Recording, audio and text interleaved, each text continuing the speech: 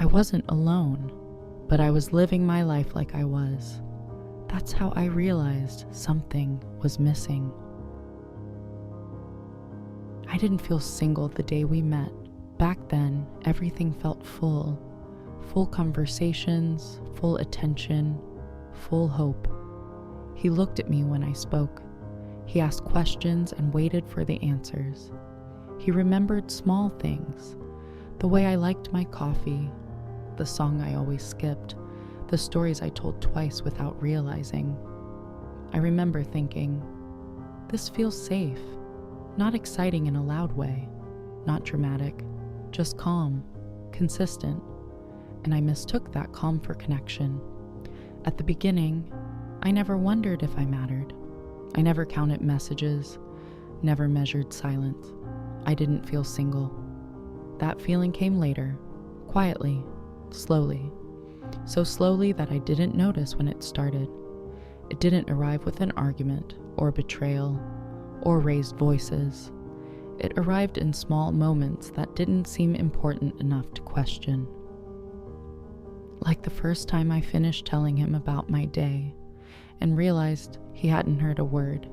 He nodded at the right places, said, yeah, when it felt expected, but his eyes stayed on his phone. I paused mid-sentence, waiting for him to look up. He didn't, so I kept talking, because that's what people do when they don't want to feel ignored. They fill the silence themselves. Later that night, I told myself it didn't matter. He was tired. Work was stressful. Everyone gets distracted sometimes. That was the first excuse I made for him. It wouldn't be the last. At first, the loneliness didn't feel like loneliness.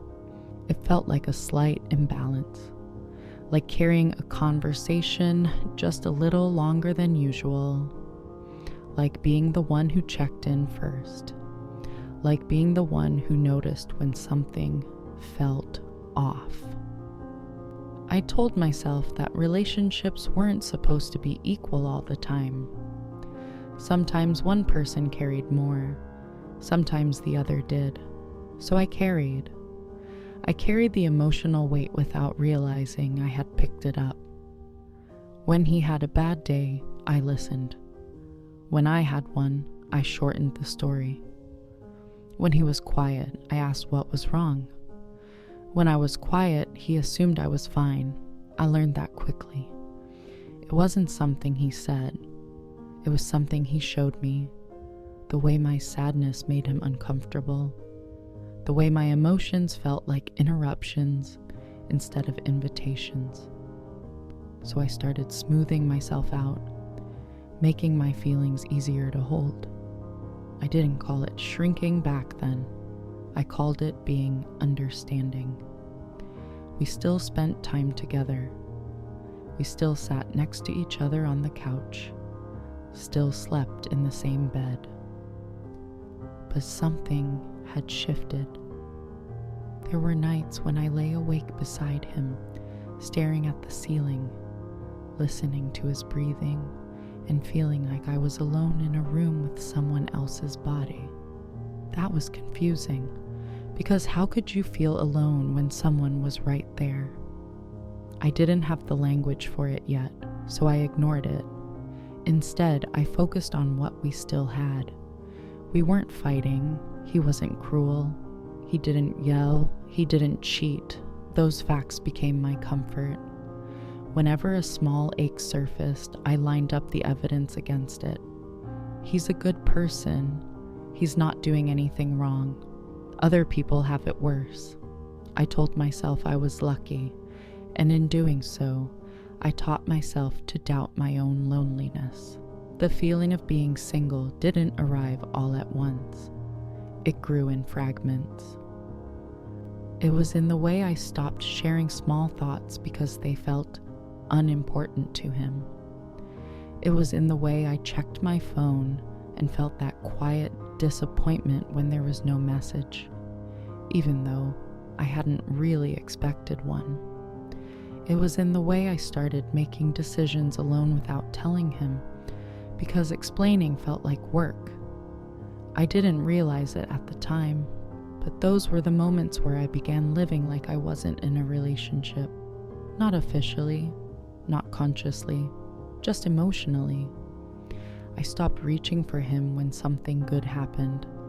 I stopped reaching for him when something bad did. Instead, I sat with it by myself. That's what being single feels like. Handling life alone. But because I was still with him, I didn't allow myself to name it that way. I thought being single meant being physically alone. Sleeping alone, eating alone. No one ever told me that you could feel single while sharing a life with someone. I remember one specific evening. We were sitting at dinner, the kind of quiet that wasn't awkward enough to mention, but heavy enough to notice. I told him something I'd been thinking about for weeks, something vulnerable, something I'd rehearsed in my head before saying out loud. He listened, or at least he appeared to. When I finished, there was a pause, not a thoughtful one, just an empty one. Then he changed the subject. No response, no question, no acknowledgement, just moved on. I smiled, nodded, followed him into the new topic, but inside something settled into place. A realization I didn't want yet. If I don't matter enough to be responded to, then who am I talking to? That night, lying next to him, I felt a distance that had nothing to do with space. I didn't cry. I didn't confront him. I did something quieter. I adjusted. I told myself to expect less, to ask less, to need less. I didn't think of it as losing myself. I thought of it as protecting the relationship. Looking back, that was the moment the idea of being single began to live inside me, not as a decision, but as a feeling. The feeling that my inner world belonged only to me. We still did things couples do. We went out. We laughed at the same shows. We planned small things for the future. From the outside, nothing was missing. But inside, there was no one to lean into. No one reaching back emotionally. I stopped checking if he noticed my absence in conversations, because I already knew the answer. He didn't notice when I pulled away, because he hadn't been reaching for me in the first place. That realization was quiet. It didn't hurt sharply. It hurt slowly, like something draining instead of breaking. I began to feel like a background character in my own relationship, present, useful, but not essential. And that's when the word single started to make sense in a way it never had before. Not single as in unattached, single as in unseen, single as in emotionally unpartnered, single as in navigating thoughts, fears, and hopes alone, even though there was someone beside me every night. I didn't say it out loud yet, not to him, not to myself, but the feeling was there, growing, waiting. And even though I didn't know it then, this was only the beginning. Because once you start living like you're alone, it changes the way you exist in a relationship. And by the time you notice it, you've already been single for a long time. I didn't wake up one morning and decide to live like I was single. It happened the way habits do, quietly, through repetition. After a while, I stopped noticing the absence because it had become familiar. I stopped waiting for him to ask how I was doing, not because I didn't want him to, but because waiting felt heavier than not expecting anything at all. Expectation is a strange thing. When it's met, it feels like warmth. When it's ignored, it feels like rejection. So I learned how to stay warm without it. I learned how to carry my thoughts alone. When something good happened, I smiled to myself first. When something bad happened, I told myself I would handle it later. Later rarely came. I still talked to him. But I spoke differently. I edited myself in real time. I shortened stories, removed details that required empathy, skipped feelings that might need reassurance. I didn't want to overwhelm him. That's what I told myself, but the truth was simpler than that. I didn't want to feel dismissed again. There's a specific kind of loneliness that comes from being heard halfway, from knowing someone is listening just enough to respond, but not enough to understand. That kind of listening makes you feel like a burden for having emotions at all. So I stopped placing mine in his hands. I remember the first time I realized I hadn't told him something important. It wasn't intentional. I had a hard week, the kind where everything feels slightly off, even the things that are supposed to be comforting. By the time the week ended, I noticed I had already processed it alone. I had cried alone, thought it through alone, calmed myself down alone. And when I finally saw him, there was nothing left to say. Not because it didn't matter anymore, but because it no longer belonged to us. That should have scared me. Instead, it felt efficient.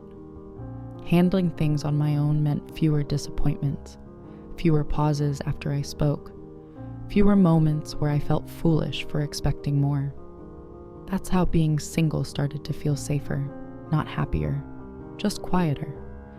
We still shared space, but we stopped sharing depth. Our conversations stayed on the surface where nothing required effort. Plans, schedules, what to eat, what to watch. Things that didn't ask anything of either of us. I started noticing how little of myself was involved. I could be replaced and the routine would still work. That thought stayed with me longer than I wanted it to. When you're truly with someone, your absence is felt. Your silence creates a gap, but my silence didn't create anything. It just blended in. I began to recognize the patterns. If I was tired, he didn't notice. If I was quiet, he assumed I needed space. If I pulled back, there was no resistance. There was no reaching. And that hurt in a way I didn't know how to explain. Because if he had been cruel, I could have reacted. If he had been loud, I could have defended myself. But he wasn't. He was calm, polite, neutral. You can't argue with neutrality. You can't demand presence from someone who believes they're already giving enough. So I adjusted again. I made myself smaller in ways that were invisible from the outside. I learned to fill my evenings without him. I stopped asking if he wanted to talk. I stopped sharing the things that made me feel exposed. I became self-sufficient in a relationship that was supposed to be shared. That's the strange thing about emotional neglect. It doesn't feel like abandonment. It feels like independence, and independence is praised. I told myself I was strong, that I didn't need constant reassurance, that I was mature enough to handle my own emotions. I convinced myself that this was what healthy love looked like.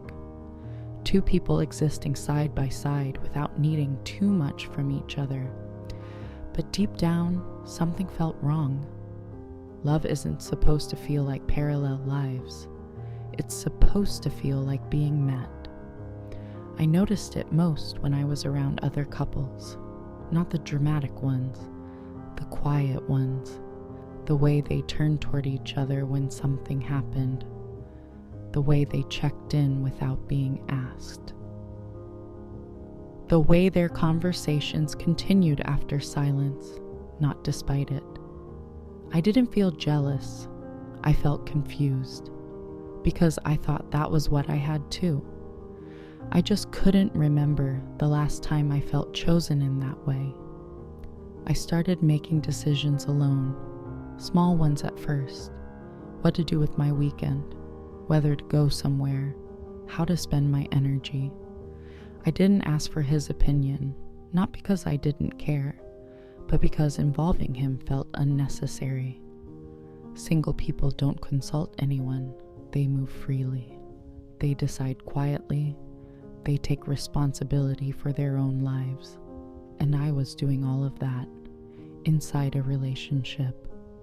There were moments when I wanted to reach for him, when something inside me wanted to test the distance. So I would say something a little more honest, a little more vulnerable, and then I'd watch what happened next. Usually nothing, not rejection, just no response. And each time something in me retreated further. I stopped initiating emotional closeness because it felt like knocking on a door that was never locked, just never opened. I learned to stop knocking. That's when I realized I was no longer waiting for him to show up. I was waiting for myself to stop needing him. That shift was subtle, but it changed everything. I wasn't disappointed anymore. I was resigned. Resignation is quieter than sadness. It doesn't ache. It settles. It tells you this is how things are, and that fighting it would only make it worse. So I stayed. Not because I was happy, not because I was hopeful, but because leaving felt like admitting something I wasn't ready to face, that I had been alone for a long time. I watched myself become easier to be around, easier to please, easier to overlook. I laughed at the right moments. I agreed more often. I didn't challenge the silence. I became someone who fit neatly into his life, but not someone he had to hold. And slowly, I stopped asking myself when the last time was that he really saw me, because the answer made me uncomfortable. Living like I was single meant I didn't have to confront the emptiness. I could pretend it was choice instead of loss. I could call it independence instead of neglect. I could tell myself that love didn't have to be intense to be real. But late at night, when everything was quiet, the truth would surface. I felt untethered, like my presence didn't anchor anything, like my absence wouldn't change much. And that's the kind of realization you don't share. You keep it to yourself. Because once you say it out loud, it becomes real. And once it's real, you have to decide what to do with it. So I stayed silent. I stayed present physically, emotionally distant, carefully balanced between wanting more and pretending I didn't. I lived like I was single because it was the only way to survive the relationship, and I didn't know it yet. But that way of living was slowly preparing me for something else, something I wasn't ready to name, not yet. There wasn't a dramatic moment, no fight, no final conversation, no breaking point that anyone else would recognize. The day I admitted I was alone looked like every other day. That's what made it unsettling. We were sitting in the same room, doing separate things, not arguing, not disconnected enough to worry, just existing side by side. I remember looking at him and realizing something quietly devastating. If I stood up and left the room, nothing would change. Not immediately, not emotionally. The air wouldn't shift, the conversation wouldn't pause. That's when it became clear. I wasn't part of his emotional landscape. I was adjacent to it. That thought didn't come with anger. It came with clarity. I wasn't hurt in that moment. I was calm, and that scared me more than sadness ever had. Because sadness still means you care. Calm means you've already let go of something. I thought back to all the ways I had adjusted myself, how I stopped sharing, how I stopped asking, how I stopped reaching. I had told myself I was being mature, independent, low maintenance, but standing there watching the space between us remain unchanged, I finally understood the truth. I wasn't being strong. I was being alone, not single in the way people talk about, not free, not unattached, single in the way that matters most, emotionally unpartnered. I realized that if I needed comfort, I wouldn't go to him. If I felt overwhelmed, I wouldn't turn toward him. If something broke inside me, I already knew who would put the pieces back together. Me. I had become my own partner, and he hadn't noticed. That's when I stopped pretending this was temporary. For a long time, I had believed things would change naturally, that one day he would become more present, more curious, more engaged. But that day kept moving further away, and the truth settled in. He wasn't withholding something he had. He was giving exactly what he was capable of giving, and it still wasn't enough. That realization didn't make him a villain. It just made the situation honest. I stopped asking myself why he couldn't show up the way I needed. Instead, I asked myself a harder question. Why had I stayed so long pretending this was enough? The answer wasn't love, it was familiarity. It was fear of starting over, fear of being alone for real. Ironically, I had already been alone for a long time. I just hadn't had the courage to admit it. That night, lying next to him, I didn't feel the ache I used to feel. I felt distance without longing, and that was new. I wasn't hoping he would reach for me. I wasn't waiting for a sign. I was simply aware that I had been negotiating my needs down to nothing, aware that I had mistaken silence for peace, aware that I had been calling emotional absence stability. I didn't confront him, not because I was afraid, but because I finally understood something. You can't explain your way into being chosen. You can't communicate someone into wanting to meet you emotionally. And I was tired of trying. That's when I admitted it to myself, fully and without resistance. I was single, not because I was alone in the room, but because I was alone in the relationship. That admission didn't push me to leave immediately. It did something quieter. It changed the way I saw everything. The moments that used to confuse me suddenly made sense. The emptiness had a name. The loneliness had context. I wasn't broken. I wasn't asking for too much. I was asking the wrong person. That realization didn't free me overnight, but it loosened something inside me. For the first time in a long time, I stopped blaming myself for feeling unseen. I stopped wondering what else I could do differently. I stopped waiting. And in that stillness, something unexpected happened. I felt a small sense of relief. Not happiness, relief. Because once you stop pretending you're not alone, you can finally decide what to do about it. I looked at the version of myself who had stayed quiet, agreeable, easy. The version who learned to survive love by asking for less. And I felt compassion instead of regret. She did what she had to do to endure, but she wasn't meant to stay there. I didn't leave that night, but I left emotionally. I stopped investing in a future that required me to disappear. I stopped building a life around someone who never really noticed my presence. And slowly, without announcement, I began choosing myself in small ways. Listening to my own needs, honoring my own exhaustion, letting myself feel what I had been suppressing. I wasn't ready to call it healing, but I was done denying the truth. The truth was simple. Love isn't supposed to feel like solitude. Partnership isn't supposed to feel like self-reliance.